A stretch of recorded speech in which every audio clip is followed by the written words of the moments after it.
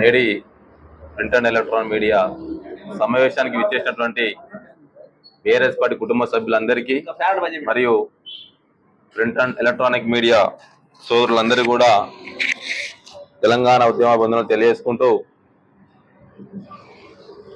నిన్న జరిగినటువంటి కాంగ్రెస్ పార్టీ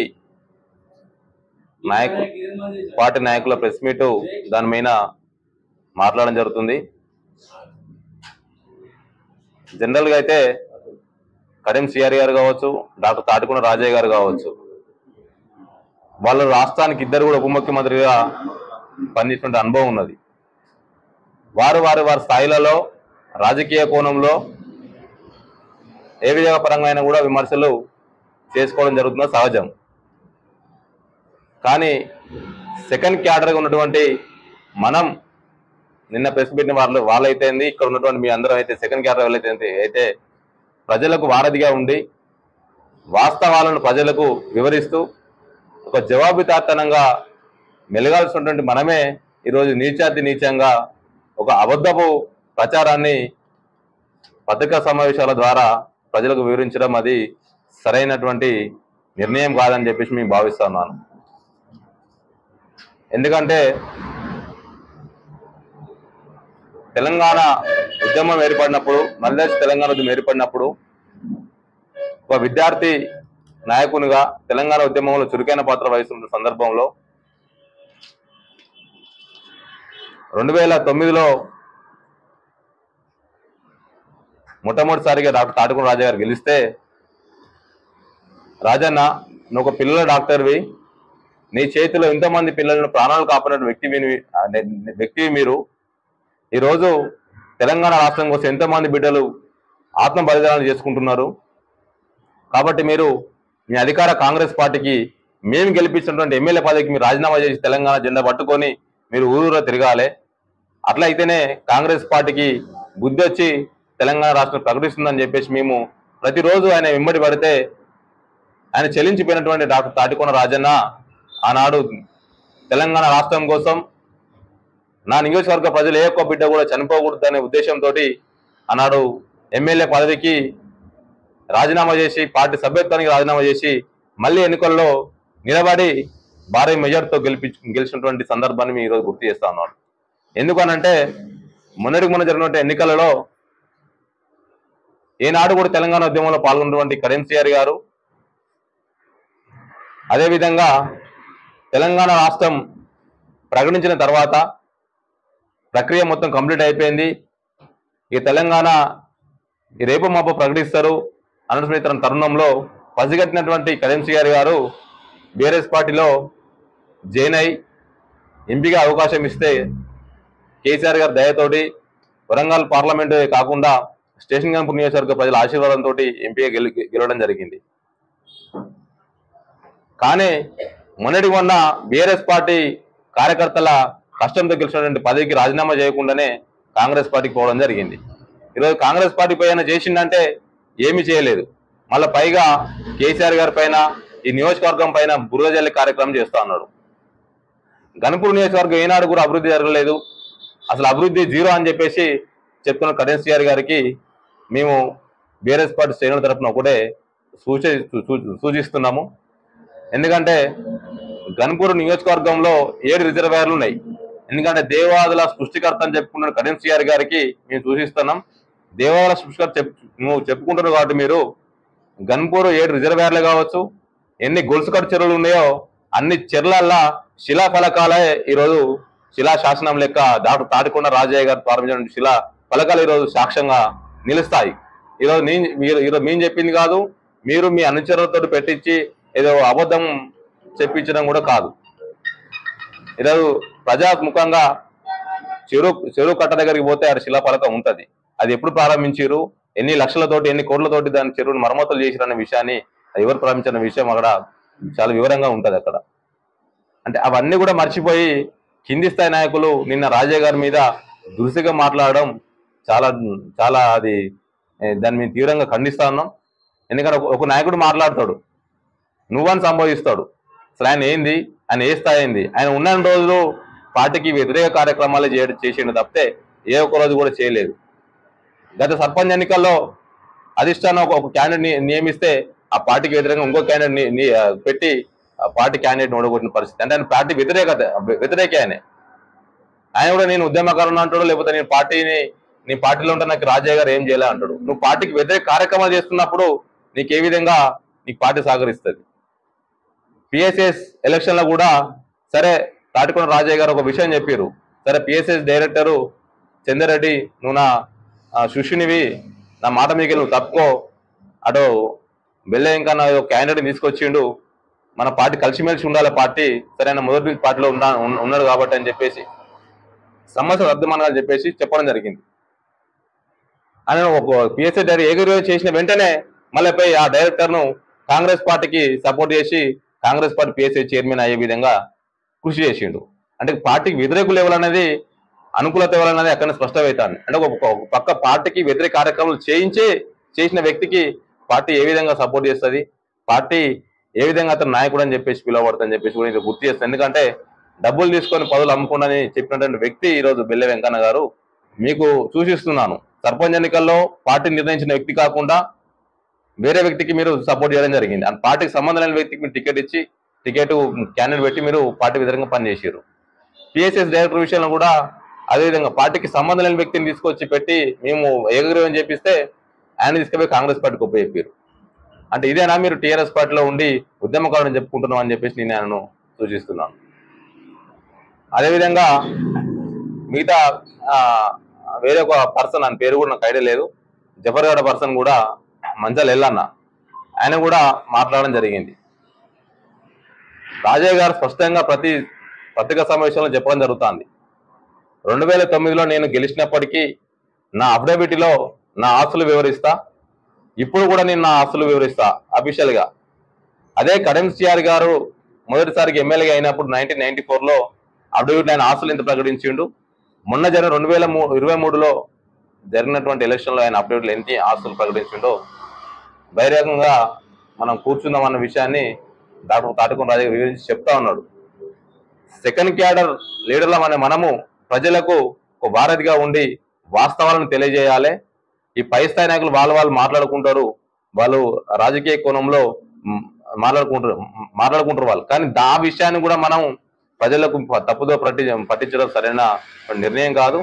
ఎప్పటికైనా కూడా ఒకేసారి 4 సార్లు ఏకదారి గెలిచినటువంటి ఎమ్మెల్యే తాటికొండ ఇదే హిస్టారికల్ స్టేషన్ గన్పూర్.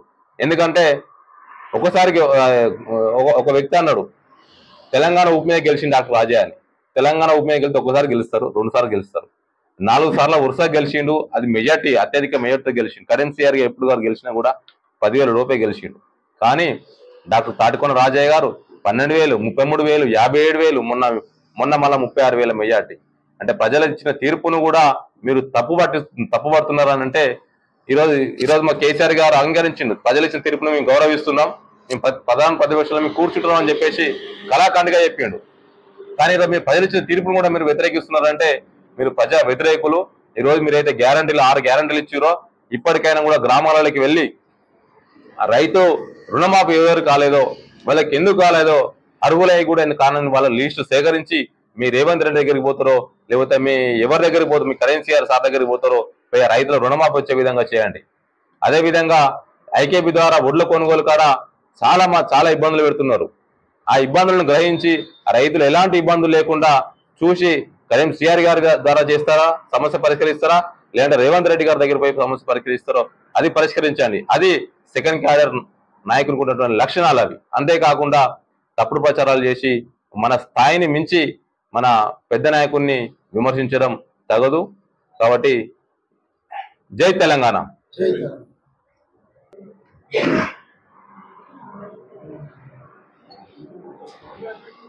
ఈరోజు పత్రికా సమావేశానికి విచ్చేసినటువంటి గులాబీ శ్రేణులకు, అదేవిధంగా ప్రింట్ అండ్ ఎలక్ట్రానిక్ సోదరులందరికీ పేరు పేరున నమస్కారాలు. ఈరోజు మనం వాస్తవానికి అభివృద్ధి కోసమో మన నియోజకవర్గం అభివృద్ధి చేయడం కోసం కావలసిన పనుల కోసమో ఇలాంటి వాటి కోసం ప్రెస్ మీట్ పెట్టుకోవడం అనేది చాలా సంతోషకరమైన విషయం. కాకపోతే ఇప్పుడు బాధాకరమైన విషయం ఏంటంటే కొందరు నాయకుల ప్రోద్బలంతో అదేవిధంగా గౌరవనీయులైన మన నియోజకవర్గ ఎమ్మెల్యే గారు కడియం శ్రీహరి గారి ప్రోద్బలంతో నిన్న ఏర్పాటు చేసిన ప్రెస్ మీట్లో ఒక 4-5 మాట్లాడుతూ కొన్ని విషయాలను ప్రస్తావించడం జరిగింది. అది కడియం శ్రీహరి గారి ప్రోద్బలంతో ప్రోత్సహించి మాట్లాడారా లేకపోతే వాళ్ళ సొంతంగా మాట్లాడారా తెలియదు, కానీ కొన్ని విషయాలను మాట్లాడడం జరిగింది. సో ఒక నాయకుడు మాట్లాడతారు ఏంటంటే రాజయ్య గారి మీద ఏదో పార్టీలోకి వెళ్ళి సస్పెండ్ చేసే క్రమం వచ్చేసరికి పార్టీ మారిండని మాట్లాడతారు నిన్న ఒకతను.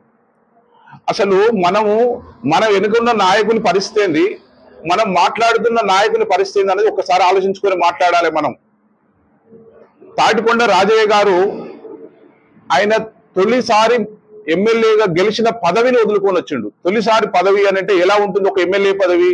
ఇవాళ రేపు ఒక వార్డు మెంబర్కి రాజీనామా చేయమన్నా కూడా చేసే పరిస్థితి లేదు రాజకీయాలలో. అలాంటిది తొలిసారిగా ఎమ్మెల్యే గెలిచిన తర్వాత తన తెలంగాణ కోసం తన ప్రజల కోసం ఎమ్మెల్యే పదవికి రాజీనామా చేసి అదేవిధంగా సభ్యత్వానికి రాజీనామా చేసి అందులో అది రూలింగ్ గవర్నమెంట్ లో ఉన్న పార్టీకి రాజీనామా చేసి రావడం అని అంటే అది మామూలు విషయం కాదు. ఎంత సాహసోపేతమైన విషయమై ఉండాలి, ఎంత ప్రజలకు సేవ చేయాలి, తెలంగాణ రావాలి అనే ఆతృత ఉంటే అంత పని చేస్తారు. అలాంటిది గౌరవనీయులైన కడియం శ్రీహరి గారు అదే దానికంటే ఆ తర్వాత ఎలక్షన్లు రావడం కంటే ముందు రాజీనామా చేయడం కంటే ముందు ఒక మాట మాట్లాడిన రాంపూర్లో, ఒకవేళ రాజయ్య గారు కనుక రాజీనామా చేస్తే ఎమ్మెల్యేకి నేను ఎట్టి కోశాన పోటీ చేయను అని మాట్లాడాడు. ఇది మీ అందరికీ తెలిసిన విషయమే. కానీ తర్వాత రాజయ్య మీద నిలబడ్డది ఎవరు? కడియం శ్రీహరి గారు. అంటే తెలంగాణ కోసం పోరాటం చేసిన వ్యక్తి మీద నిలబడ్డవంటే నువ్వు తెలంగాణ వ్యతిరేకంగా నిలబడ్డట్టే కదా. అంటే నువ్వు తెలంగాణ ఏర్పడడానికి వ్యతిరేకివా అనుకూలివా అనేది, అనుకూలంగా ఉన్న వ్యక్తివా అనేది నిన్న మాట్లాడిన లీడర్లు చెప్పాలి. వాళ్ళ లీడర్ ఎలాంటిది, తెలంగాణకు అనుకూలమా ప్రతికూలమా అనేది. అదేవిధంగా రెండో విషయం ఏంటంటే ఇంకొక విషయం మాట్లాడి, మా నాయకుడు రాజకీయ విలువలతోని కూడుకున్న వ్యక్తి, రాజకీయ విలువలు, సో రాజకీయ విలువలంటేనే కడియం శ్రీహరి గారు అని నిన్న మాట్లాడింది వాళ్ళు. మరి రాజకీయ విలువలంటే ఏందో తెలియదు. నాకున్న అవగాహన మేరకు ఒక రాజకీయ విలువలు అని అంటే ఏ రాజకీయ పార్టీలో గెలిస్తే ఆ రాజకీయ పార్టీలో ఉండాలి, ఆ రాజకీయ పార్టీ కాకుండా వేరే పార్టీకి వెళ్ళే అధికారం మనకుంటది, వ్యక్తిగా మనకుంటది. భారత రాజ్యాంగంలో అది ఉంది. కానీ ఒక పార్టీలో గెలిస్తే ఆ పార్టీకి రాజీనామా చేసి ఇంకొక పార్టీకి పోతే అప్పుడు ఎవరు ఏమనరు. కానీ మరి రాజకీయ విలువలు ఏంది, మానవతా విలువలు, నీతి నియమాలు అని అంటే ఒక పార్టీలో గెలిచి ఆ పార్టీ జెండాను పక్కకు పెట్టి ఇంకో పార్టీలోకి పోయి ఈ పార్టీలో ఎమ్మెల్యేగా గెలిచి ఇంకో పార్టీలో ఉండవు. మరి ఎలాంటి రాజకీయ విలువలు అనేది వాళ్ళే చెప్పాలా లేకపోతే వాళ్ళ నాయకుడు అన్న చెప్పాలి. మరి ఇంకొక విషయం ఏంటంటే ఇప్పుడు కడియం శ్రీహరి గారిని మా బీఆర్ఎస్ శ్రేణులంతా కలిసి గెలిపించిన తర్వాత ఫస్ట్ ప్రెస్ మీట్ లో అనుకుంటా, బహుశా ఫస్టో సెకండో, సబ్జెక్ట్ కరెక్షన్, ఫస్టో సెకండో ప్రెస్ మీట్ లో ఆయన మాట్లాడేది ఏంటంటే కాంగ్రెస్ పార్టీ 6 నెలల్లో కూలిపోతుంది, 6 నెలల్లో కాంగ్రెస్ పార్టీ పడిపోతుందని మాట్లాడిన మొదటి వ్యక్తి తెలంగాణలో కడియం శ్రీహరి గారు. కానీ మరి అలాంటి కూలిపోయే పార్టీలకు కడియం శ్రీహరి గారు ఎట్లా పోయారో మరి ఆయన ప్రజలకు చెప్పాలా. ఒక పార్టీ కూలిపోతుందని చెప్పి నువ్వే తెలంగాణ ప్రజలందరికీ వివరంగా చెప్పిన తర్వాత మరి నువ్వు ఎలా ఆ పార్టీలోకి పోయినవు, ఎందుకోసం పోయినవు?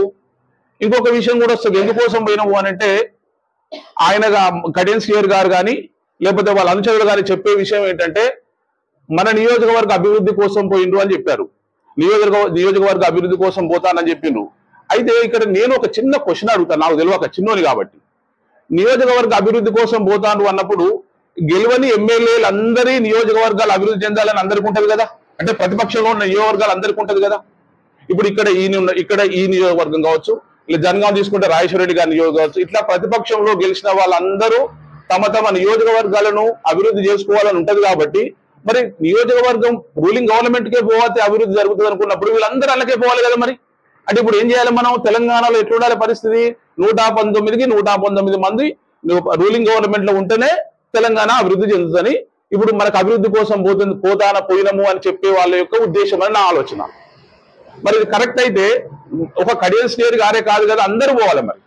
మరి వాళ్ళ నియోజకవర్గాల డెవలప్మెంట్ చేసుకోవట్లేదా? అభివృద్ధి కోసం పోయినరా లేకపోతే వ్యక్తిగత అభివృద్ధి కోసం పోయినరా, ఎందుకోసం పోయినని జనాలకు తెలుసు, ప్రజలకు తెలుసు. కాబట్టి మనం ఒక ఎదుటి వ్యక్తిని విమర్శించే ముందు మనం కూడా చేసిన తప్పులేంటి, మన నాయకుడి పరిస్థితి ఏంది అని ఆలోచించుకొని మనం సెకండ్ కేటగిరీలో మనందరం మండల స్థాయి నాయకులైనా ఎవరైనా మాట్లాడితే చాలా బాగుంటది. ఏదో నీ స్థాయి ఈ స్థాయి అని మాట్లాడిను రాజయ్య గారిని, అసలు మాట్లాడిన స్థాయి ఏందనేది వాళ్ళు ఆలోచించుకోవాలి. కాబట్టి మనం మాట్లాడే ముందు మనం రూలింగ్ గవర్నమెంట్ లో ఇప్పుడు ఇంకొక విషయం ఏంటంటే డెవలప్మెంట్ కోసమే పోయినట్టయితే దాదాపు సంవత్సరం అవుతుంది, ఇంకొక నెల అయితే సంవత్సరం అవుతుంది. ఇప్పుడు ఎవరైనా పార్టీ మారినప్పుడు నా నియోజకవర్గ అభివృద్ధి కోసం పోయినప్పుడు నా నియోజకవర్గానికి నాకు ఒక 500 కోట్ల ప్యాకేజ్ ఇవ్వండి స్పెషల్ డెవలప్మెంట్ ఫండ్ కింద, నేను మీ పార్టీలోకి వస్తా. నా నియోజకవర్గానికి 200 కోట్ల ఒక స్పెషల్ డెవలప్మెంట్ ఫండ్ ఇవ్వండి, మీ పార్టీలోకి వస్తా అని కండిషన్ పెట్టి పోండి. అప్పుడు ప్రజలు అర్జిస్తారు నేను. మరి ఏం కండిషన్ పెట్టిపోయిండు అంటే మా కూతురికి ఎంపీ టికెట్ ఇస్తే నేను వస్తాను పోయిండు అంతే. అది మనందరికీ తెలిసిన విషయం. కానీ ఇప్పుడు నీతి నియమాలు నిజాయితీ ఇవన్నీ మాట్లాడే మన సెకండ్ క్యాడర్ నాయకులకు నేను చెప్పేది ఒకటి ఏంటంటే, ఫస్ట్ కడియం శ్రీహరి గారిని దృష్టిలో పెట్టుకొని మాట్లాడండి. మీరు ఇది మాట్లాడితే ప్రజలు నవ్వుకుంటారు. ఎందుకంటే మరి ఆయనే ఇట్లా పోయి గట్ల పోయి. పార్టీ మారడం తప్పు కాదు. పార్టీ మారినప్పుడు రాజీనామా చేసి నువ్వు ఆ పార్టీలకు తప్పేం లేదు. ఎవరికి మన భారత రాజ్యాంగంలో మన డెమోక్రసీలో ఏ పార్టీలో ఉండొచ్చు, ఏ పార్టీలో నుంచి పోటీ చేసుకోవచ్చు, తప్పేం లేదు. కానీ ఇలాంటి విషయాలన్నీ దృష్టిలో పెట్టుకొని ఇలాంటివన్నీ మన దగ్గర తప్పులు పెట్టుకొని ఎదుటిలను విమర్శించడం ఎంతవరకు కరెక్ట్ ఆలోచించాలి మీరు. ఇంకో విషయం, ఇంకొక నాయకుడు మాట్లాడతాడు, మన రాజయ్య 600-700 కోట్లు సంపాదించిందట. 600 కోట్లు సంపాదించిన ఆస్తులు చూపిస్తే నేను రాజయ్య గారిని బదిలాడో ఏదో ఒకటి చేసి ఆ 600 కోట్లను మీకు 100 కోట్లకే ఇప్పిస్తాను నేను, మీరు 600 కోట్ల ఆస్తులు చూపించు. మనం మాట్లాడేటప్పుడు ఏమి అక్కడ బిల్డింగ్ అట ఏందోనట ఏమో చెప్తున్నారు కొందరు.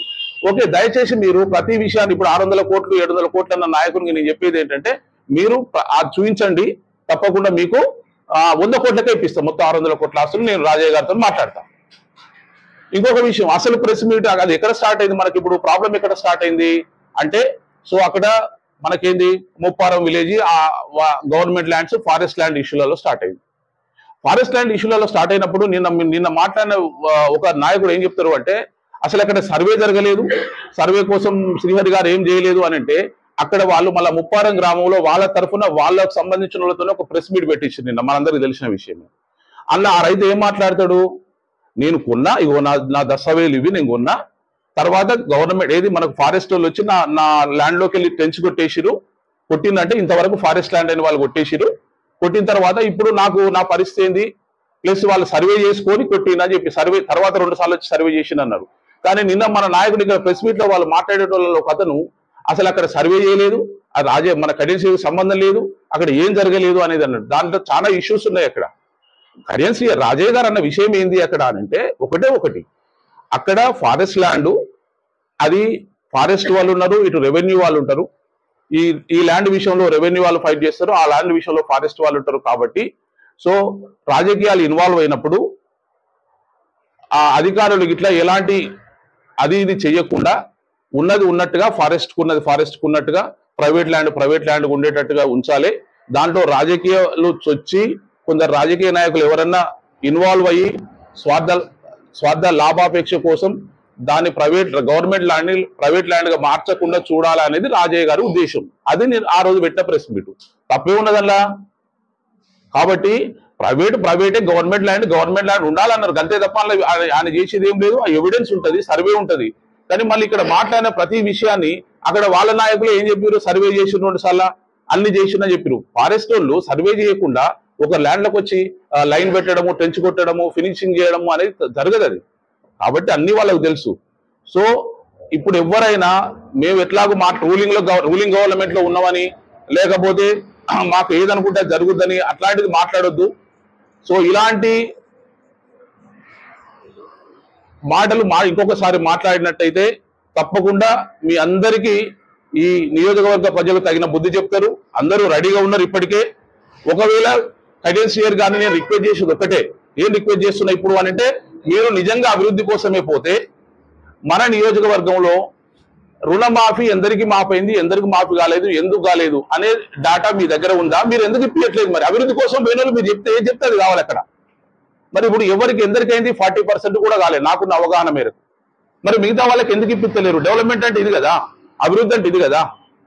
రెండో విషయం ఏంటి అని అంటే అదే విధంగా రైతు బంధు. ఇప్పుడు వీళ్ళు ఏమన్నా రైతు భరోసా అని పేరు పెట్టిన రైతు బంధు అనేది వచ్చేది ఆ 10,000 ఇవ్వకుండా అయిపోయింది కదా మా పరిస్థితి. మరి అలాంటి పార్టీలకు ఇలాంటి ఇప్పుడు ఉన్న రన్నింగ్ స్కీమ్స్ అన్ని క్లోజ్ చేసే పార్టీలకు వెళ్ళి అభివృద్ధి అని మీరు అంటున్నారు అని అంటే అప్పుడు మరి మీరు చేసే పని ఏంది? ఇప్పుడు మాకు వచ్చేటి కనీసం వచ్చేటి అని ఇప్పించే ప్రయత్నం చేయండి. రైతు బంధు ఎడిపోయింది, మీరు పేరు పెట్టుకున్న రైతు భరోసా ఎడిపోయింది, ఆ ఉన్న 10,000 దిక్కులు దేశలేదు కదా. సో అదే విధంగా మిగతా స్కీములన్నీ ఎన్ని స్కీములు ఏం కదా. ఇప్పుడు మనకేంది గ్యారంటీలు 6 గ్యారంటీలు అనే విధంగా మనకు 6 గ్యారంటీలతో మొత్తం ముందుకు తీసుకొచ్చారు. 6 గ్యారంటీలలో 3 ఉద్దర పథకాలు మొదలు పెట్టారు అంతే, మిగతా అన్ని పక్కకు పెట్టిరు. ఏంటి ఆ 3 ఉద్దర పథకాలు? ఫ్రీ బస్సు ఏంటంటే ఆర్టీసీకి ఎప్పుడైనా డబ్బులు కట్టవచ్చు, ఇవాళ రోజు ఆ రోజు కట్టాల్సిన అవసరం లేదు. సో అది ఉద్దరదే. ఇంకోటి అది మనకు ఫ్రీ ఎలక్ట్రిసిటీ, అది మనకు ఎన్డీపీఎస్ఎల్ వాళ్ళకు మనకు ట్రాన్స్మిషన్ వాళ్ళకి అది కూడా మన దగ్గర ఉన్నప్పుడు డబ్బులు కట్టొచ్చు, 2 ఏళ్ళకి ఒకసారి కట్టినా నష్టం ఏం లేదు, అది మన సంస్థ. మూడోది ఏంటిది? గ్యాస్ విషయం. గ్యాస్ కార్పొరేషన్స్ ఉంటాయి కదా, వాళ్ళు పంపించిన తర్వాత మనకు ఇప్పుడు మన అకౌంట్ లో వేయడము, సబ్సిడీ మన అకౌంట్ లో వేయడం కానీ లేకపోతే కంపెనీకి ఇవ్వడం కానీ, ఈ 2 విషయాలలో కూడా ఇమ్మీడియట్ గా ఇవాళ కట్టగానే రేపు ఇచ్చేది ఏముండదు. కాబట్టి ఈ 3 ఉద్దర స్కీములు మాత్రమే స్టార్ట్ చేశారు. అవి కూడా పూర్తిగా స్టార్ట్ అయినాయి, అందరికి వచ్చినాయంటే అందరికి లేదు. అది ఇది బస్ అంటే ఎవరైనా పోవచ్చు కానీ మిగతా 2 స్కీములు ఇంకా అందరికి పూర్తిగా రావట్లేదు. కాబట్టి ఉద్దర స్కీములు స్టార్ట్ చేసింది కాబట్టి అసలైన స్కీములు ప్రతి మహిళకు 2,500 రూపాయలు ప్రతి మంత్ ఇస్తామన్నారు, అది అసలు స్కీమ్. అది అలాంటి స్కీములు మిగతా స్కీములన్నీ అమలయ్యేటట్టు చేయమని మీరు అభివృద్ధి కోసమే కాక కాంగ్రెస్ పార్టీకి వెళ్తే మీరు రేవంత్ రెడ్డి గారితో కానీ మీ తదితర మంత్రులతో మాట్లాడి ఈ నియోజకవర్గంలో ఉన్న ప్రభుత్వం తరఫున ఉన్న సంక్షేమ పథకాలన్నీ యాజ్ ఇట్ ఈజ్ గా అవుతూ మీరు పెంచుతానే కూడా పెంచి అమలయ్యేటట్టు చూడాలని కడియం సిఆర్ గారిని కోరుకుంటూ, ఈ ప్రెస్ ఎవరైనా ఇష్టం వచ్చినట్టు మాట్లాడే ఉద్దేశంతో ఇంకొకసారి మాట్లాడితే బాగుండదని బీఆర్ఎస్ పార్టీ తరఫున హెచ్చరిస్తూ ఈ సమావేశానికి విచ్చేసిన అందరికీ పేరు పేరిన నమస్కారాలు తెలియజేస్తూ ముగిస్తున్నాను. Thank you.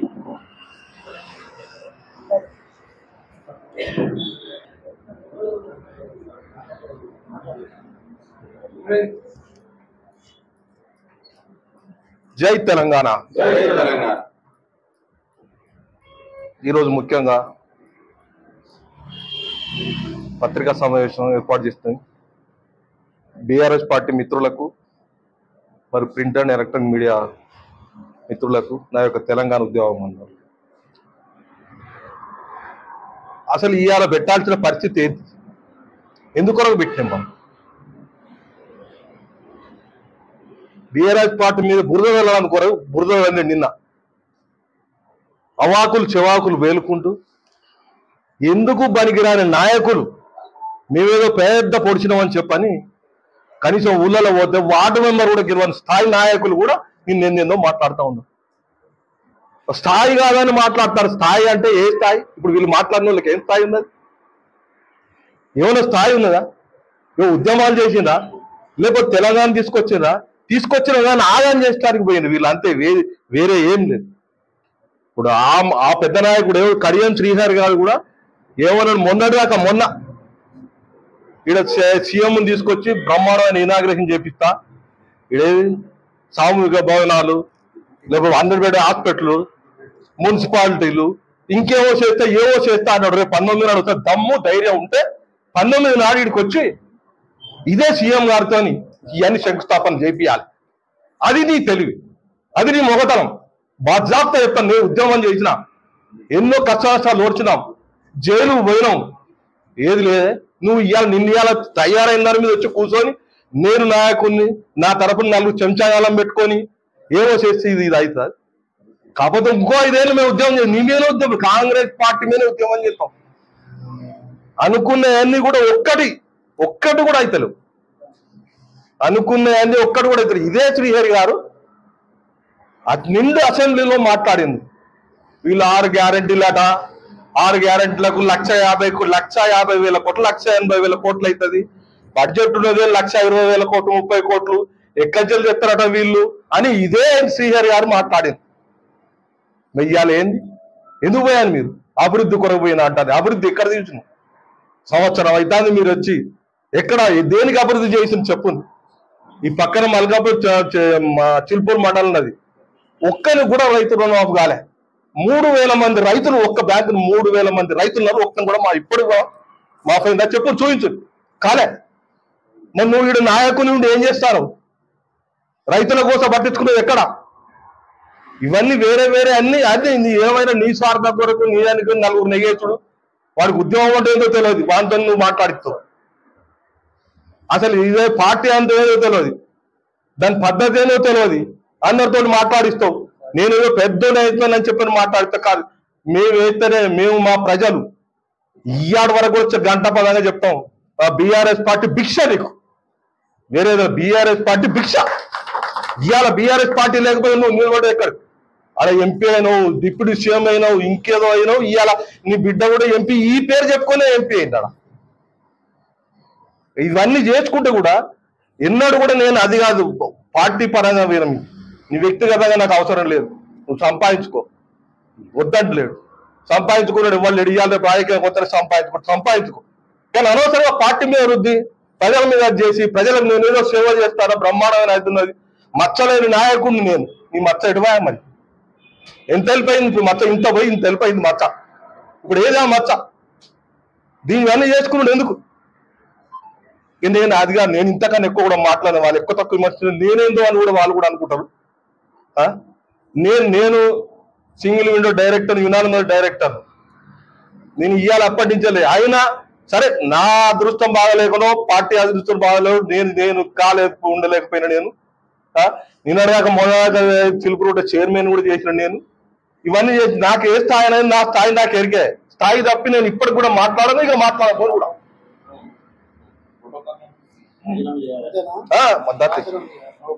అదే తప్పకుండా ఏంది అంటే పార్టీ తరఫున గెలిచిండు కాబట్టి, పార్టీ బీఆర్ఎస్ పార్టీ గెలిచిండు కాబట్టి బీఆర్ఎస్ పార్టీ రాజీనామా చేసి ఎమ్మెల్యేగా రాజీనామా చేసి నువ్వు కాంగ్రెస్ పార్టీ గెలువు, ఇంకెక్కడికి గెలువు వద్దాను.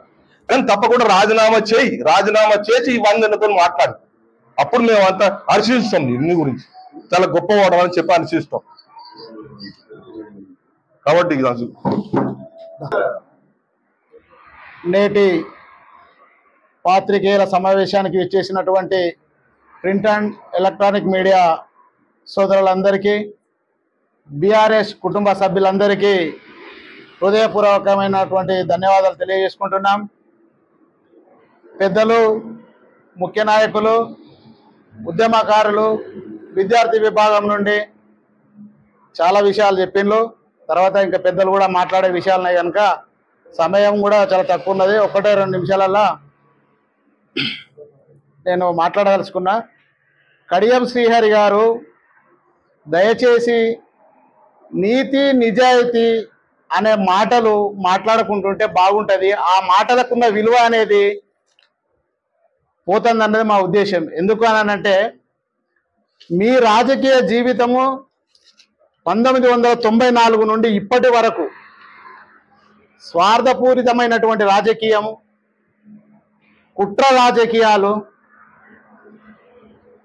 సొంత స్వలాభం కోసము, రాజకీయంగా ఎదగడం కోసము, నీ కుటుంబాన్ని ఎదగడం కోసము, నీ కుటుంబ సభ్యుల కోసమే నువ్వు రాజకీయం చేస్తున్నావు అన్న విషయం అందరికీ తెలుసు. అదే కాకుండా తెలంగాణలో మాదిక సామాజిక వర్గానికి మొత్తానికి మీరు అన్యాయం చేసిన సంగతి అందరికీ తెలుసు. ఇంకొక విషయం ఏందనంటే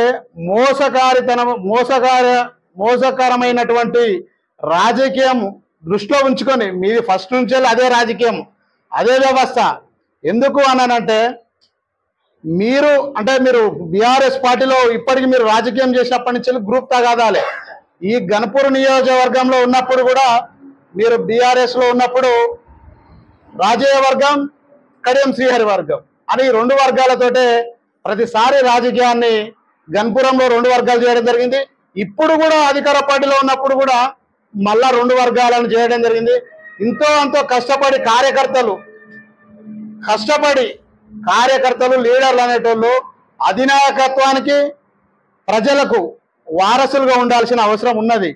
కానీ కష్టపడ్డటువంటి ఈరోజు కాంగ్రెస్ పార్టీ కష్టపడి 10 ఏళ్ల నుంచి పార్టీని కాపాడుకుంటూ ఉన్నటువంటి ముఖ్య నాయకులను, అది కార్యకర్తలను ఎలాంటి ఫలాలు అందకుండా చేస్తాను. మొన్నటికి మొన్న ఇందిరమ్మ కమిటీలలో కూడా చాలా దారుణంగా కష్టపడి, అంటే వాళ్ళు రూలింగ్ లో ఉన్నాం కాబట్టి మన కడుపు చింపుకుంటే మన కాళ్ళ మీద పడుతున్న బాధ ఆవేదనతో ఊరుకుంటాను. అది ఒకసారి బయటకు వస్తే, అది ఒకవేళ బయటకు వస్తే మీరు మీ నిజాయితీ నీతిపరుణ్ణి నిజమైన రాజకీయాలు చేస్తానని చెప్పుకుంటాను. అది అసలే కాదు. మీరు కనుక అదే బీఆర్ఎస్ పార్టీలో ఇంత పెద్దలు చెప్పినట్టు ఎలక్షన్ రిజల్ట్ రాగానే మొట్టమొదటిసారిగా ప్రభుత్వం పడిపోతుందన్నది విమర్శించింది మీరే. రెండోసారి కాంగ్రెస్ కార్యకర్తతో ఫోటో దిగడానికి కూడా అసహించుకున్న వ్యక్తులు మీరే స్వయంగా 40 సంవత్సరాలలో నేను ఒక్కరోజు కాంగ్రెస్ కు ఓటు వేయలేదని చెప్పిన ఘనత కూడా మీకే ఉంది. అదే ఈ సామాజిక వర్గానికి, మాదిగ సామాజిక వర్గానికి మీరు బీఆర్ఎస్ లో ఉండి మాదిగ సామాజిక వర్గానికి టికెట్ ఇప్పించేది ఉంటే ఈ రోజు ఒక ఎంపీ మాదిగ బిడ్డ అయ్యి ఉండేది. ఆ సామాజిక వర్గానికి న్యాయం జరిగి ఉండేది. మీరు రాజయ్య గారు ఏదైనా విషయం మాట్లాడితే అంటే దానికి మేము ఆయనకు చెప్పడం ఏంటి, రూలింగ్ లో నేను ఎమ్మెల్యేగా ఉన్నా లేకపోతే నేను ఇంత సీనియర్ నాయకులు అనుకుంటాను. ఇన్నిసార్లు విమర్శ జరిగింది, ఒక్కసారి కూడా దానికి సమాధానం చెప్పలేదు. ఈ రోజు నిన్న ఏదో ధర్మసాగర్ లో ఫారెస్ట్ ల్యాండ్ గురించి అనగానే మీ యొక్క అనుచరులను పంపి ప్రెస్ మీట్ పెట్టమని అంటాను. అది మీరే పెట్టి ప్రెస్ మీట్ పెట్టి, అది కాదు ఇది లీగల్ గా పేపర్ వైజ్ గా ఇట్లా యాజ్ పర్ రూల్ ప్రకారం జరుగుతుందని మీరు చెప్పలేకపోయినా.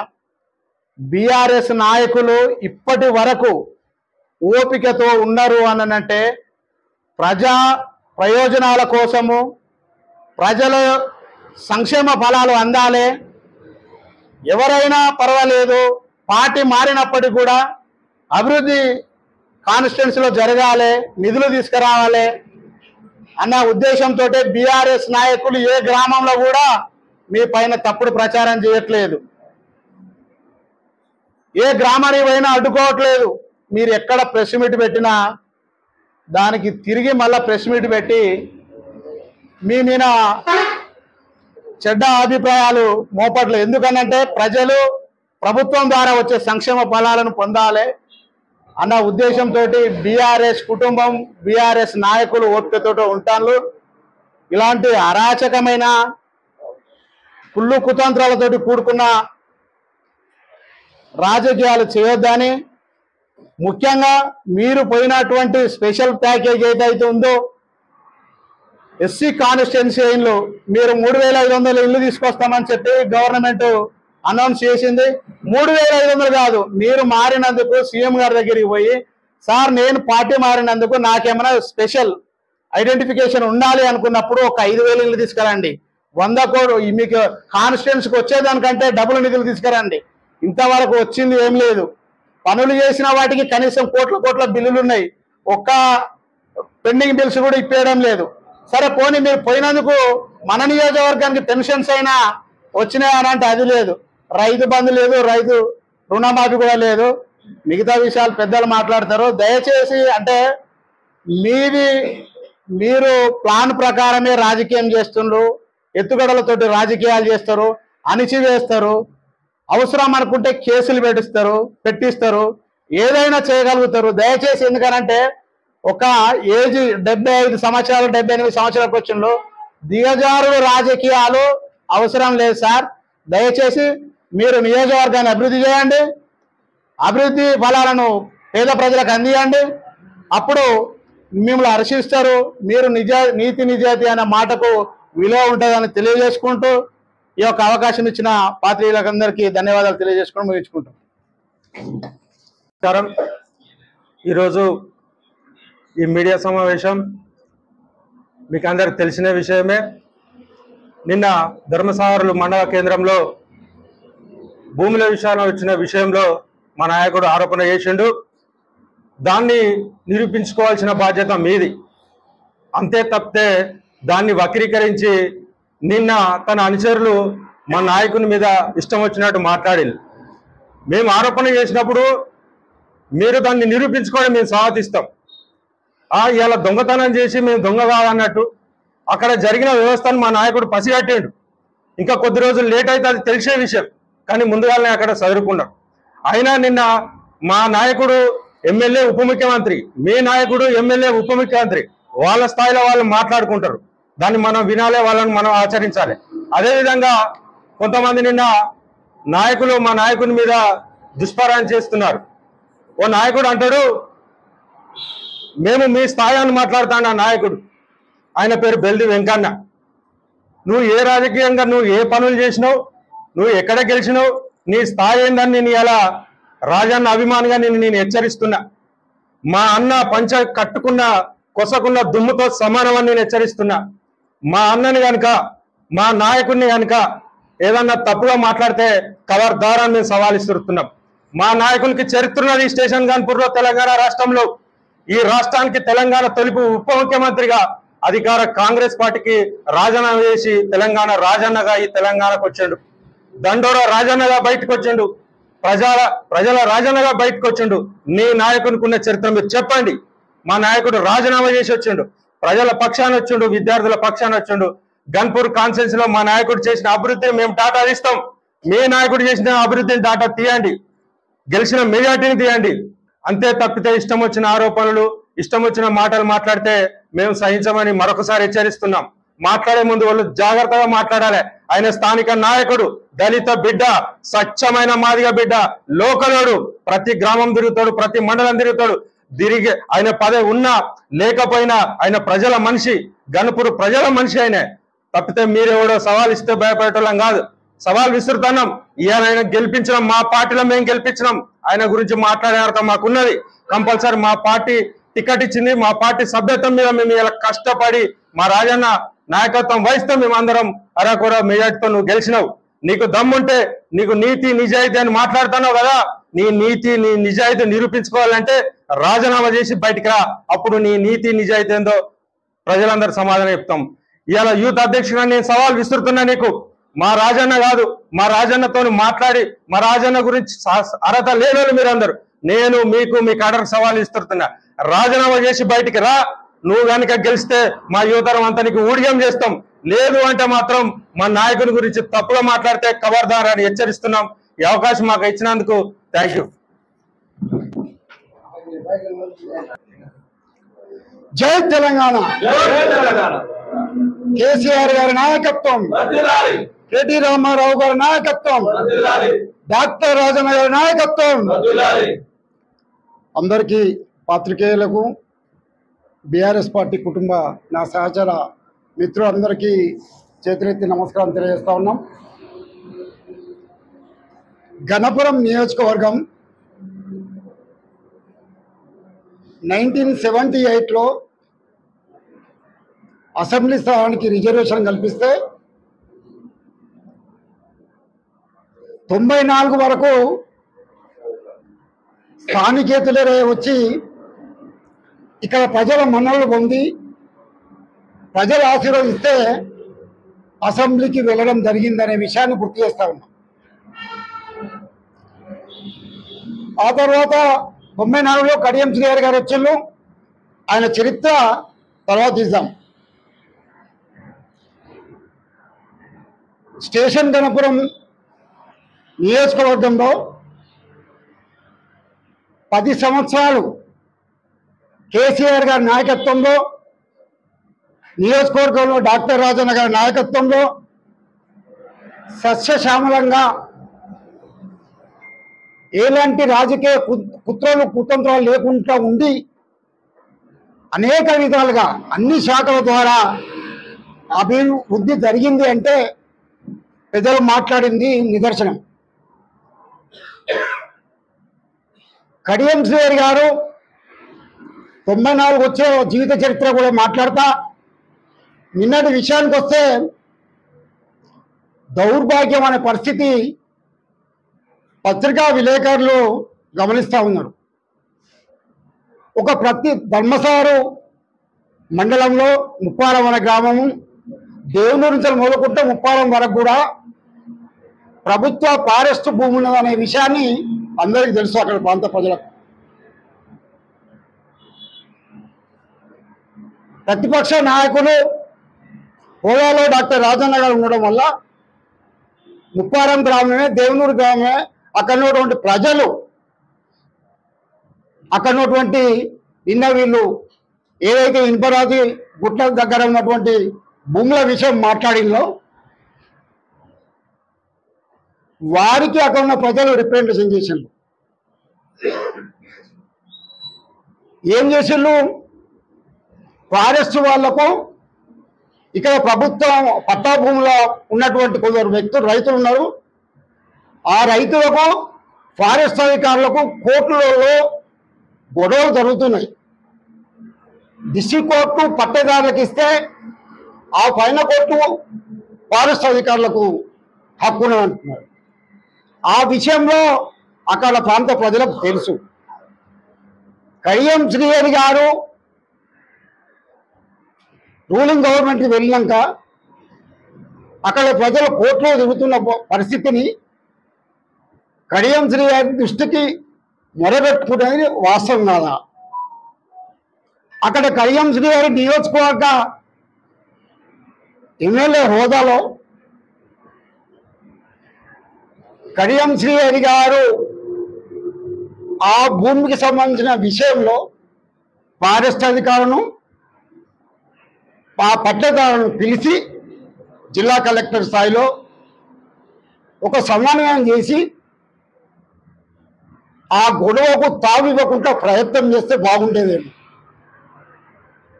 లేదా కోర్టు వ్యవహారాలు కోర్టే చూసుకుంటారని చెప్తే బాగుండేదేమో అని మా వ్యక్తిగత అభిప్రాయం. కానీ ప్రతిపక్ష హోదాలో నిజాన్ని నిర్భయంగా ప్రజలకు ప్రభుత్వానికి వారధిగా ఉండే పత్రికా విలేకరుల సాక్షిగా అక్కడ జరుగుతున్న వాతావరణాన్ని ఇది ప్రభుత్వ అధికారులు ఫారెస్ట్ అధికారులు ప్రభుత్వ భూమి అని చెప్తున్నారు. పట్టేదారులు కొందరు రియల్ ఎస్టేట్ చేసేవాళ్ళు, కొందరు దందా కల్టివేటర్ చేయలేని భూములు. ఈ మధ్యలో ఒక రైతు మాత్రం ట్రాక్టర్ పట్టుకొని వెళ్తే అక్కడ ఫారెస్ట్ అధికారులు ఆపిన విషయాన్ని కూడా గుర్తు చేస్తున్నాం. అక్కడ గొడవలు జరుగుతున్నాయి. ప్రభుత్వ అధికారులు వెంటనే అది ప్రభుత్వ భూమి అయితే మార్కింగ్ ఇచ్చి ఖనీలు బాధి భూమిని కాపాడవలసిన బాధ్యత ప్రభుత్వ అధికారుల పైన ఉంది అని నిన్న పత్రికా విలేకరుల సాక్షిగా రాజయ్య గారు మొన్న చెప్పడం జరిగింది. ఇది నిజం. కానీ ప్రభుత్వం ఏం చేయాలి? అధికారులు కానీ ప్రజాప్రతినిధులు కానీ సమస్య పైన స్పందించి నిజ నిర్ధారాలు నిగ్గు తీర్చి సమస్య ఉత్పన్నం కాకుండా చేయవలసిన బాధ్యత కడియం శ్రీహరి దగ్గర ఉంది. కానీ తనం చేసేటు దొంగ అన్నట్టుగా వాళ్ళ అంచెలతోటి నిన్న పత్రికా విలేకరుల మీటింగ్ ఏర్పాటు చేసి సబ్జెక్ట్ ఏమో ఫారెస్ట్ వాళ్ళకును పట్టేదారులకు గొడవ, ప్రభుత్వాన్ని పత్రికా విలేకరుల ద్వారా ప్రభుత్వానికి ఒక రిప్రజెంట్ చేసిండు డాక్టర్ రాజయ్య గారు. కానీ వాళ్ళు పెట్టింది రాజయ్యకి ఏంది, రాజయ్య ఆస్తులు ఏంది, రాజయ్య సంబంధం ఏంది, రాజయ్య మా స్థాయి కాదు అని అంత దౌర్భాగ్యమైనటువంటి మాటలు మాట్లాడడం పద్ధతి కాదు. ఇప్పటికీ ఆ సమస్య పైన కోర్టులో ఉన్నది. అది కోర్టులు చూసుకుంటుంది. ప్రభుత్వ అధికారులు ఎంట్లో ఎవరైతే రైతులు ఉన్నారో కడియం శ్రీహరి దగ్గర పోయి మొరబెట్టుకున్నారు కాబట్టి అన్యాయవంతం కాకుండా చూడవలసిన బాధ్యతని గుర్తు చేసిండు ప్రతిపక్ష హోదా రాజయ్య గారు. వాళ్ళు గ్రహించవలసిందిగా కోరుతాం.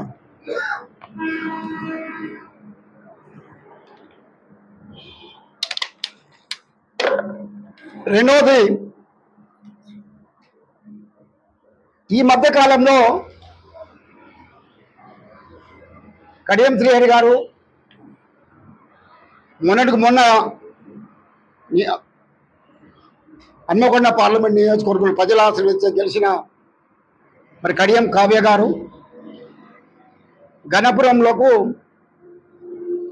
రిజర్వాయర్లో చేపలు వేయడానికి వచ్చిన సందర్భంగా ఇద్దరు కూడా ఈ నియోజకవర్గంలో కొందరు భద్రత ఎన్నికలు వస్తాయని ఆశపడుతున్నారు, డూడు బస్మన్ లాగా ఎగురుతున్నారు అని అసభ్య పదార్థాలతోటి ఒక డాక్టర్ వృత్తిలో ఉండి అపారమైన అనుభవం ఉన్న కడియం శ్రీహరి గారి కూతురు ఈ విధంగా మాట్లాడితే మేము ఆ రోజు నాడు మేము పత్రికా విలేకరుల మీటింగ్ ఏర్పాటు చేయలేకపోతున్నా, పత్రికా విలేకరులు ఇక్కడ ఉన్న వాళ్ళందరూ కూడా మేము కన్నాలు ఇవ్వకపోతున్నా.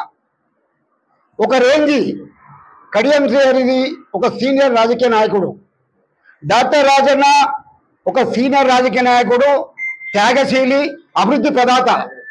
అంటే ఆ స్థాయిలో ఉండాలి విమర్శలు అనేది. ఒక ఎంపీ గారు, ఒక ఎమ్మెల్యే గారు, ఒక ఇద్దరు కూడా డిప్యూటీ సీఎంలు మాట్లాడుకుంటే ఆ స్థాయిలో విమర్శలు ఉండాలి తప్ప మనం ఇటు కూడా ఏదో టీఆర్ఎస్ జెండా ఎగిరేసుకున్నాం మేము నాయకులం కాదా అని మాట్లాడడం కరెక్ట్ కాదేమో. అన్నిటికంటే నియోజకవర్గం ప్రేమానురాగాలతో ఉన్నటువంటి నియోజకవర్గం ఎవరొచ్చినా కూడా స్వాగతించి ఎలక్షన్ నాడే ఈ ఎలక్షన్ గొడవలు ఉంటాయి, ఎలక్షన్ తర్వాత అన్నదమ్ముగా కలిసిమెలిసి ఉంటాం. మనకు అలాంటి గొడవలు వద్దనే రాజన్న ప్రేమామయుడు, రాజన్నకు మేమందరం విధేయులుగా ఉండి మేము ప్రయత్నం చేస్తామే తప్ప ప్రెస్ మీటింగ్లకు మేము పాల్గొలే.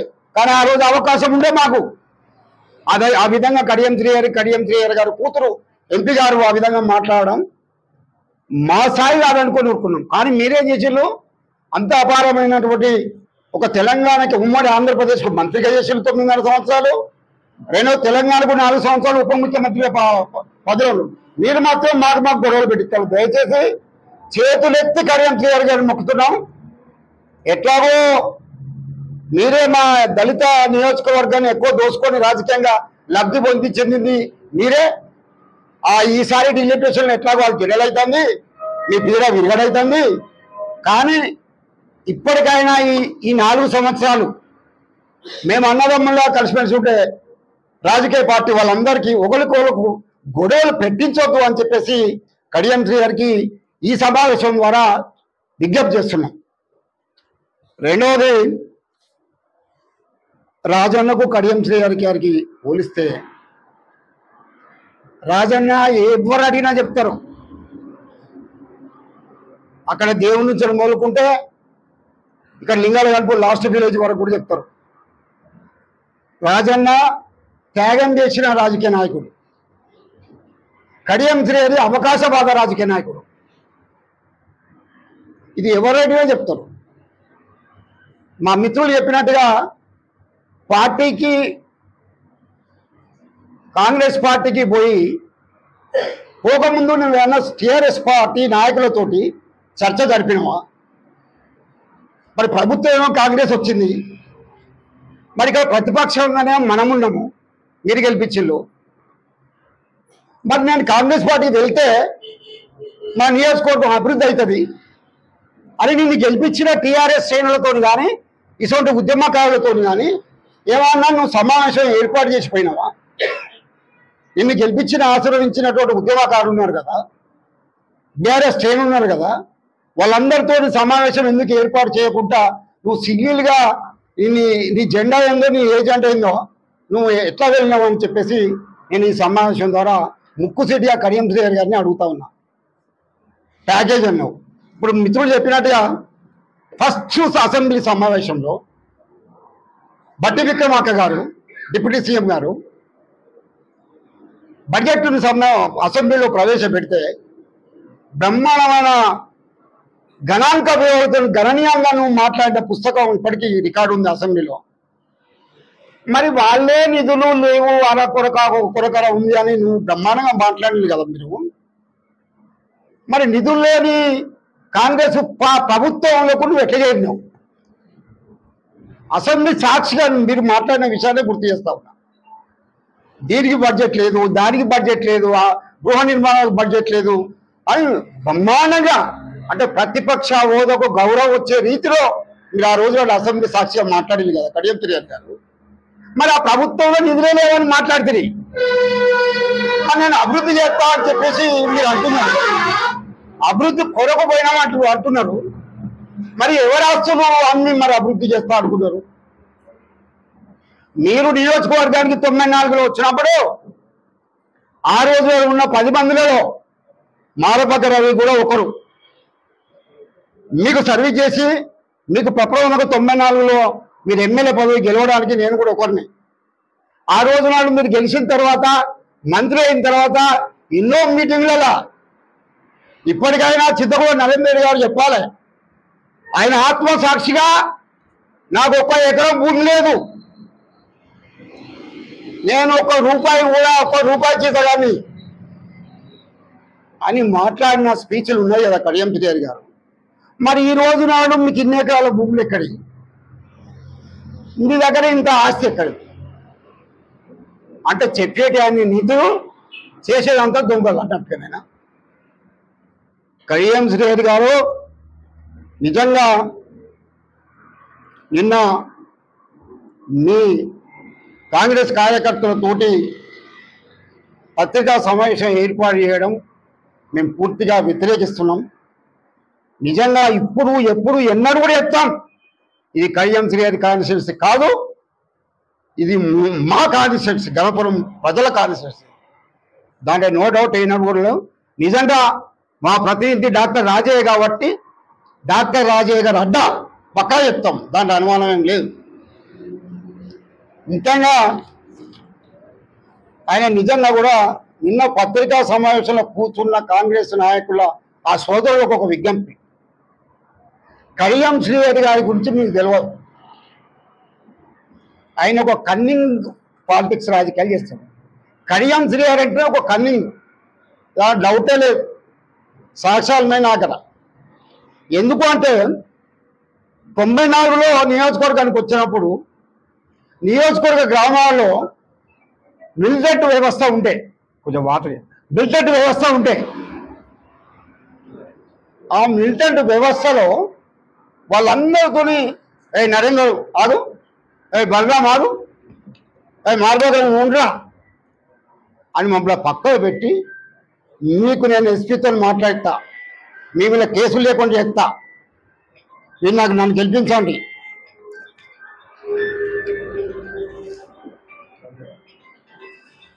అని చెప్పి మిలిటెంట్లు కష్టపడితే గెలిచిన నీకు 50,000 40,151 ఓటు నీ మెజార్టీ ఎక్కడిది? మిలిటెంట్ల పుణ్యమాని నీకు ఆ రోజునాడు ఆ మెజార్టీ ఇచ్చి. కానీ గెలిచిన తర్వాత నువ్వు చేసింది ఏంది? మిలిటెంట్ల వ్యవస్థను మొత్తం సర్వనాశనం చేసి పోలీస్ స్టేషన్లో కేసులు పెట్టించి రాత్రి ఇళ్ళలో దొరుకుతున్నా నువ్వు సలహాలు ఇచ్చి పోలీసులకు. ఒకవేళ ఆ టైంకు అక్కడ ఉన్నటువంటి కాంగ్రెస్ సర్పంచ్ ఇంటికి పోతే ఆ కాంగ్రెస్ సర్పంచ్ని నువ్వు సానుభూతి పడరా వీనికి, ఈ మిలిటెంట్ కానీ ఆ కాంగ్రెస్ సర్పంచ్ని ఆ మిలిటెంట్ ఇద్దరు తీసుకొచ్చి తోలు బిగిల దిగిన ఘనత నీది కాదా కడియం శ్రీహరి గారు? మిలిటెంట్లు చనిపోయిన మిలిటెంట్లు కాంగ్రెస్ సర్పంచ్ను ఆ రోజుల గ్రామశాఖ కాంగ్రెస్ పార్టీలా చనిపోయి ఎన్కౌంటర్ కాబడినా ఆ బిడ్డలందరి ఆత్మలు నడితే వెళ్తుంది కడియం శ్రీహరి మీ రాజకీయం. చనిపోయిన ఆత్మలను అడుగుదామా? చనిపోయిన కుటుంబాలను అడుగుదామా? నియోజకవర్గాన్ని నిన్న మిత్రులు కొందరు అంటున్నారు సమావేశం ఏర్పాటు చేద్దామని. ఎన్కౌంటర్ కాబడిన కాంగ్రెస్ కుటుంబాల సర్పంచ్ కుటుంబాలతో పిలుగాండి, మేము చర్చకు వస్తాం. నువ్వు చంపించలేదా? చంద్రబాబు నాయుడు గవర్నమెంట్లో నువ్వు లేవా మంత్రిగా 9.5 సంవత్సరాలు? అంటే నువ్వు కాంగ్రెస్కు వ్యతిరేకివి. నేను ఎందుకు చెప్తున్నట్టే, నువ్వు కాంగ్రెస్ పూర్తిగా కూకుటువులతో సహా ఈ నియోజకవర్గంగా కాంగ్రెస్ పార్టీ లేకుండా చేస్తానా కుటిల రాజకీయ నాయకుని నువ్వు కడియం శ్రీహరి. నేను మర్చిపోతున్నా? మాకు తెలియదా? అసలు నీ దగ్గర అప్పుడు కష్టపడి పనిచేసే వాళ్ళు ఎవరున్నారు ఇవాళ? మా నరేంద్రకు మళ్ళీ ఏం పదవి ఇస్తాడో ఇంకొక నాకు తెలియదు, కానీ మళ్ళీ ఆయన ఒక్కడే, బలరాం లేడు, సదే గౌడ్ లేడు, చెప్పగలుగుతాడు, నేను లేను. ఇక నేనైతే తెలుసు మీ అందరికీ. మా పార్టీ అధ్యక్షుడు ఏం బాగా మాటలు నమ్మిండో, మా రాజన్నకు ప్రేమమాడు కరుణామాయుడు అభివృద్ధి ప్రదాత డిప్యూటీ సీఎం పదవి భర్తరాపు అయినా కూడా నేను అంటాను మేము మంత్రులు మిత్రులు కొందరు డిప్యూటీ సీఎం పదవి కేసీఆర్ ఒక తండ్రిలాగా మెదులుతాడు రాష్ట్రానికి. ఒక నియోజకవర్గ ఎమ్మెల్యే ఒక కొడుకులాగా మెదిలేడు. తండ్రి తీసుకున్న నిర్ణయానికి రాజన్న కొడుకులాగా స్పందించిండు, విధేయతగా ఉండే తప్ప వేరే కాదు అని కూడా ఇది గ్రహించాలి వాళ్ళు. అటువంటి కడియం శ్రీహరి గారు అటువంటి వ్యక్తిని ఇవాళ వీళ్ళు ఏదేదో మాట్లాడుతున్నారు. వీళ్ళందరికీ కూడా తెలుసు. అటువంటి కాంగ్రెస్ వ్యతిరేకి కడియం శ్రీహరికి మీరు వత్తాసు పలకడం నిజాలు తెలుసుకోవాలని చెప్పేసి నేను తెలియజేస్తా ఉన్నా. రెండవది, ఉద్యమ నాయకుడు తెలంగాణ ఉద్యమానికి వ్యతిరేకి. తెలంగాణ ఉద్యమానికి నువ్వు చంద్రబాబు నాయుడు పార్టీలో ఉన్నప్పుడు నువ్వు వ్యతిరేకి కాదా? ఇటువంటి పోలీస్ స్టేషన్ కేసులు పెట్టేయలేదా? చనిపోయిన జిల్లా పరిషత్ చైర్మన్ పాగాల సంపత్ రెడ్డి మీద ఎన్ని కేసులు ఉన్నాయో తెలియదా? అప్పుడు రెండింటికి రెండు కూడా ఆనాడు కాంగ్రెస్ ప్రభుత్వంలో ఉద్యమకాలాన్ని అణిచివేసిన దాంట్లో నీ పాత్ర ఉన్నది. తెలుగుదేశంలో పూర్తిగా నీ పాత్ర ఉన్నది. తెలుగుదేశంలో పూర్తిగా తెలంగాణ వ్యతిరేకి అయిన తర్వాతనే ముఖం లేకుండా చాలా ప్రయత్నాలు చేసినావు తెలంగాణ ఉద్యమం రాకుండా. నువ్వు అట్లా ఉద్యమానికి వెన్నుపోటుదారుడివి. చంద్రబాబు నాయుడుకు సపోర్ట్ చేసి చంద్రబాబు నాయుడు పార్టీలో ఉండి తెలంగాణ ఉద్యమానికి వెన్నుపోటు పెడిచిన వ్యక్తిని కడియం శ్రీహరి అని చెప్పేసి మేము ఈ సమావేశం ద్వారా తెలియవస్తున్నాం. మూడవది, ఎంఆర్పిఎస్ వ్యతిరేకి. నిజంగా డాక్టర్ రాజన్ ఎక్కడో నిజంగా ఒక దళిత బిడ్డగా ఆయన పాదాభివందనం చేస్తున్నా. ఆయన నిజంగా డాక్టర్ వృత్తిని వదిలిపెట్టుకొని, కుటుంబ సభ్యులను వదిలిపెట్టుకొని ఆయన మందకృష్ణ మాదిగకు చేదోడుగా వాదోడుగా ఉండి తెలంగాణ ఉద్యమానికి ఎంఆర్పిఎస్కు దండోర ఉద్యమంలో ఆయన చేసిన పాత్ర అంత ఇంత కాదు. 1600 కిలోమీటర్లు పాదయాత్ర చేసి సురేష్ కూడా అప్పుడు సాక్షి, వాళ్ళ అన్నయ్యతో తిరిగిండు. అంటే ఆ తరుణంలో ఈయన కఠిన నీచ రాజకీయ పరిస్థితి ప్రస్తుతం తీసుకొస్తా. ఆ ఎంఆర్పిఎస్ ఉద్యమ పరిస్థితుల్లో ఇక మేము ఉన్నామా, పుస్తకాలం కొందరం మా మాదిగలం దళిత బిడ్డలం. ఆంచల్ మా మైసాన్ని పిలిచాడు, ఆంచల్ బొడ్డువాసం పిలిచాడు, ఆంచల్ గబ్బడ బుచ్చాయని పిలిచాడు. మా అందరిని పిలిచాక ఏం మేము ఉబ్బుతాం, మామూలు ఉబ్బాము కడియం పిలిస్తే. అట్లా ఉబ్బి ఏం సార్ ఏం కథ అంటే, ఏం లేదురా, మనం ఎస్సీ కార్పొరేషన్ ద్వారా బ్రహ్మాండంగా మనం సోషల్ వెల్ఫేర్ శాఖగా ఉన్నాం. ప్రతి ఇంటికి ఊరికి ఒక 5 ఆర్థికంగా పెంచాలి. మనం ఆర్థికంగా, రాజకీయంగా, సామాజిక కొరవలు చూస్తే దళితులు పెంచుతామని చెప్పేసి మా అందరిని మిత్రమే నిజమే అనుకుంటాం. కానీ ఎంఆర్పిఎస్ వ్యతిరేకంగా ఎస్సీ ప్రొడక్షన్ సెల్ పెట్టినని అనుకోలే. పత్రికలకు అందరికీ తెలుసు, ఆ రోజులలో పనిచేసే అన్నకు వెంకన్నకు వాళ్ళందరికీ కూడా ఈ ఎస్సీ ప్రొడక్షన్ సెల్ ఏందని మా దాంట్లో మాకు గుసగుసారు. ఎంఆర్పిఎస్కి వ్యతిరేకంగా కలకోట మైసేను నియోజకవర్గ కన్వీనర్ చేసింది నువ్వు కాదా? ఎస్సీ ప్రొడక్షన్ సెల్కు ఎంఆర్పిఎస్ వ్యతిరేకి నువ్వు కాదా? ఇవాళ రాజన్న చరిత్ర ఇస్తాం, ఫోటోలు కూడా ఉన్నాయి. ఆయన పాదయాత్ర చేసడం, ఆయన కృష్ణమాదితో తిరిగిన సందర్భాల్లో కృష్ణమాది గారు ఎక్కడెక్కడైతే బహిరంగ సభలో పాల్గొన్న చరిత్ర రాజన్నది. పేపర్ల సాక్షి కూడా, పేపర్ కటింగ్లు కూడా ఉన్నాయి. మరి మీరు దానిలో ఎంఆర్పిఎస్కు మీరు ఎక్కడ తిరిగిళ్ళు?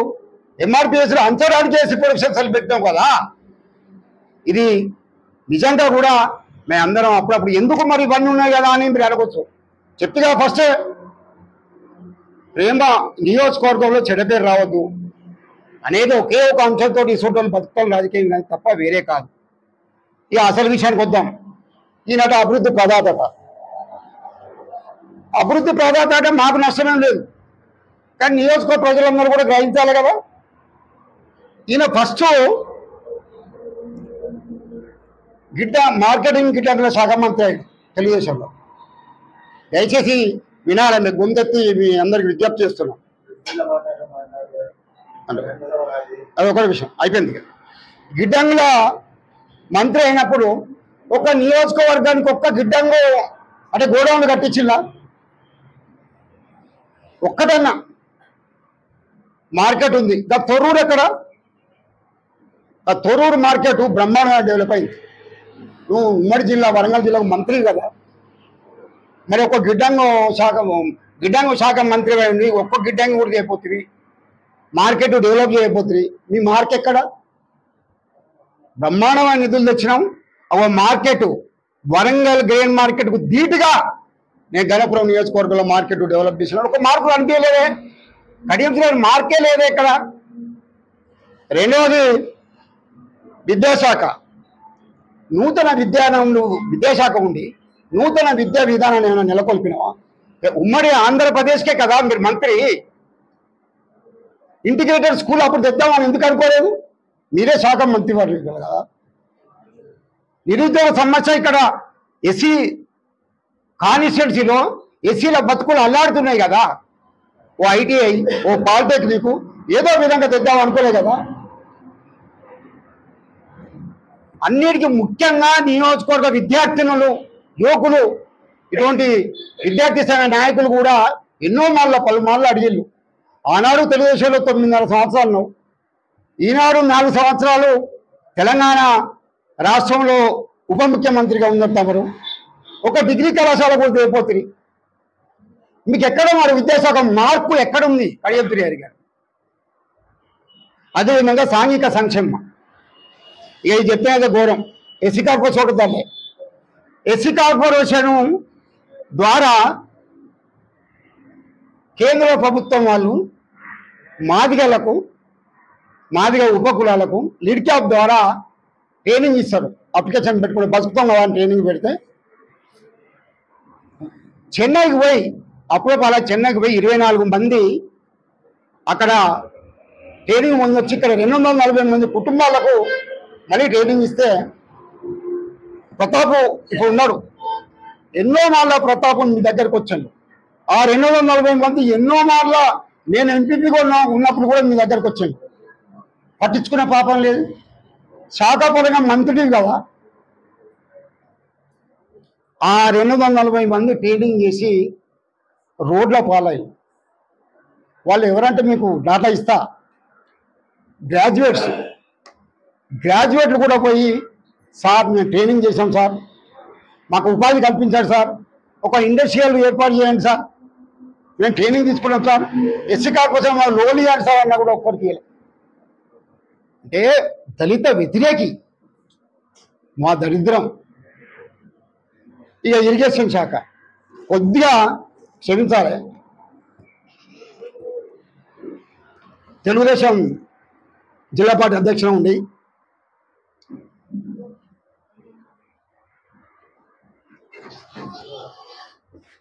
జలసాధన కమిటీ అని మిడ్ మానరు నుంచి ఎస్ఆర్ఎస్పి నిధులు తీసుకురావాలి, వరద కాలువ ద్వారా నిధులు తీసుకురావాలని ఈయననే ఆ కమిటీ మెంబర్కి పెట్టింది.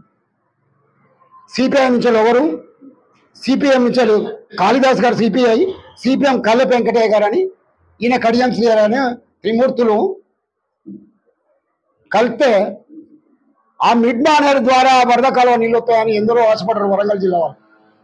ఈ నియోజకవర్గంలో 94 రాగానే బ్రహ్మాండ తిరిగిన కడియం శ్రీహరి. అప్పుడు పచ్చ స్కూటర్ 500 వేసుకొని, 500 దాని నెంబరు 5000 నెంబరు వేసుకొని కష్టపడా బస్సుకు పోయి బస్సుకు వచ్చిండే.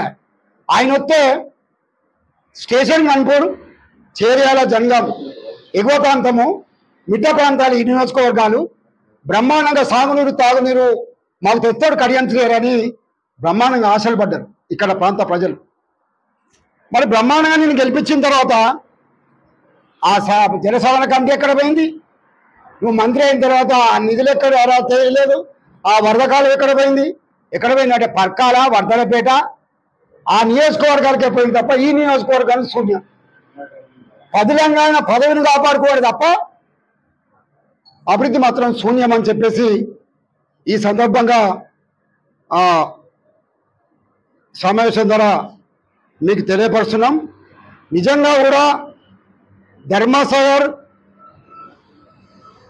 చిలుపు, జఫర్ఘాట్, గణపురం మూడు నియోజకవర్గాల్లో 3 మండలాలలో మండల హెడ్ క్వార్టర్లో సెంట్రల్ లైటింగ్ ఏర్పాటు చేయలేదు.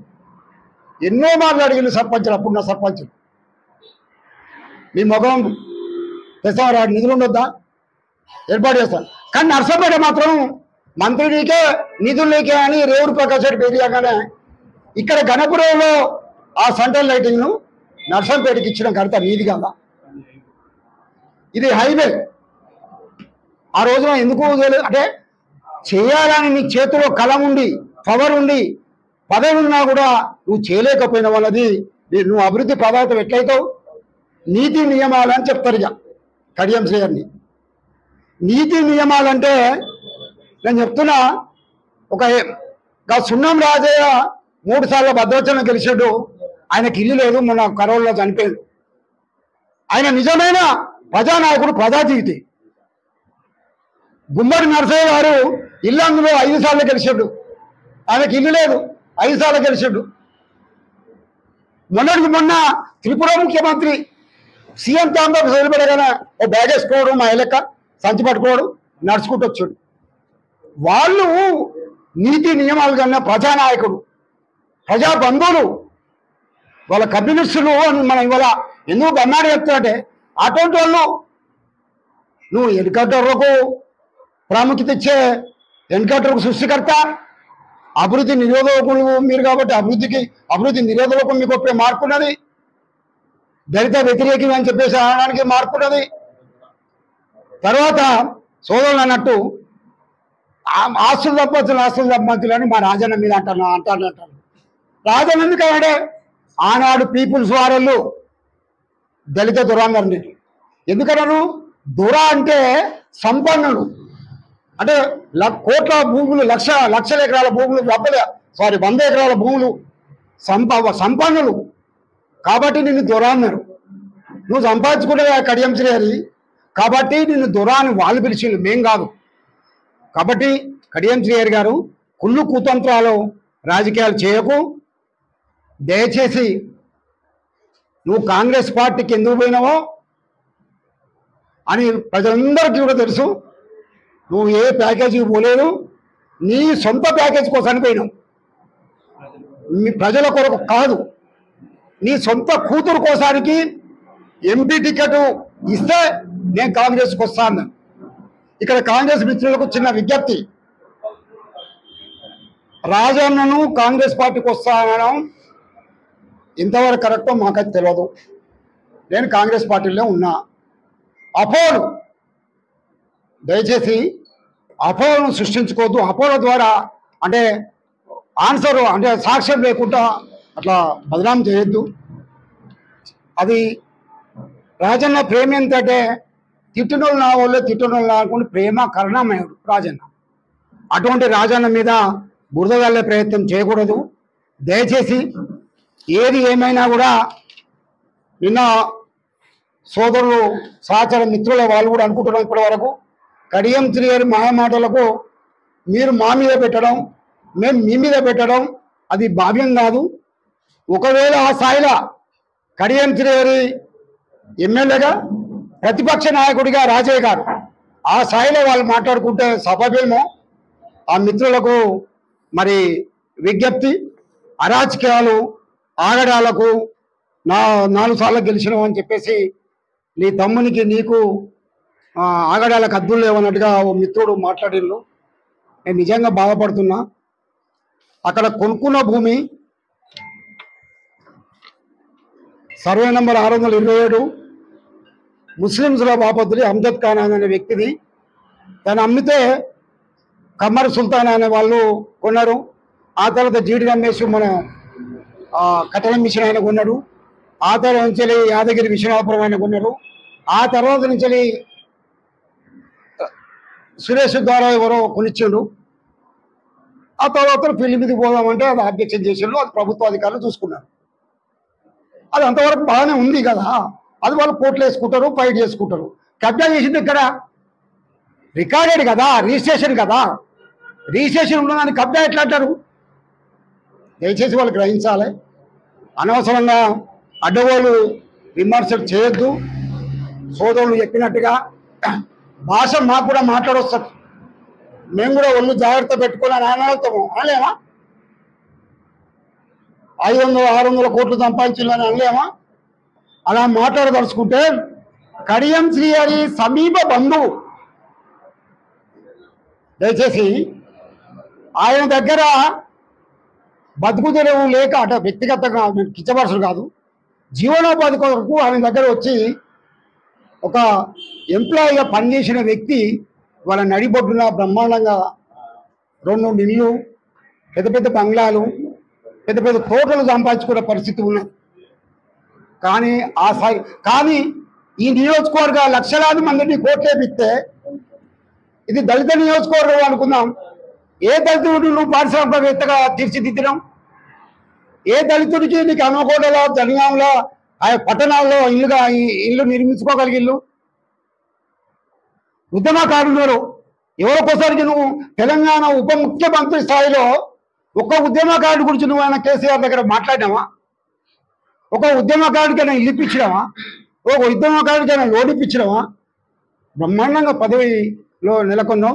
ఈ నియోజకవర్గం బిఆర్ అంబేద్కర్ ఎస్సీ రిజర్వేషన్ పెట్టేందుకు వారికి ధన్యవాదాలు. కానీ అది కడియం శ్రీహరి బాగా లాభపడ్డాడు తప్ప మేము నియోజకవర్గం లాభపడలేదు. దయచేసి ఇప్పటికీ 94 ఎట్టయితే ఉన్నదో ఆయన అన్నాడు 10 సంవత్సరాలకు అభివృద్ధి నోసుకోలేదు, ఇంకా అభివృద్ధి నోసుకోలేదు అని అంటాడు. ఆయనే ఎక్కువ రాజకీయాలు అభివృద్ధి పొందిండు, ఆయన నియోజకవర్గం అభివృద్ధి నోసుకోలేదు అంటున్నాను. దయచేసి సమన్వయంతో పెట్టిన ఈ మీటింగు మేము సాధకాలంలో అనుకోకండి. బీఆర్ఎస్ పార్టీ ముందు వరుసలో ఉండి డాక్టర్ రాజన్న గారి నాయకత్వంలో మీరు వేసిన ఇందిరమ్మ కమిటీలు మేము పత్రికా వాళ్ళని తీసుకుపోయి వామపక్షాలు ప్రతిపక్షాలను కలుపుకొని మేము కూడా కమిటీలు వేస్తాం. దాని సాక్ష్యం పత్రికా విలేకరులే. ఇందులోని నిరుపేదలకు ఇళ్ళ లిస్టు తయారు చేస్తాం. అక్కడ ఎన్ని గ్రామానికి ఎన్ని వసతులు కావాలో ఆ వసతులు తయారు చేసి మేము నియోజకవర్గ ఆ స్పెషల్ ఆఫీసర్ నోడల్ అధికారి ఎవరైతే ఉంటారో వారి ద్వారా ప్రభుత్వానికి పంపుతాం. దయచేసి గమనించవలసిందిగా మేము ఉరికిస్తాం. అది అట్లా చేద్దాం, చూద్దాం. ఎవరు అధికారాన్ని చేతిలో పెట్టుకొని గతంలో మీకున్నది ఎన్కౌంటర్ చేసిన ఘనత కాబట్టి అర్థం చేసుకోవాలి. దీంతో ఈ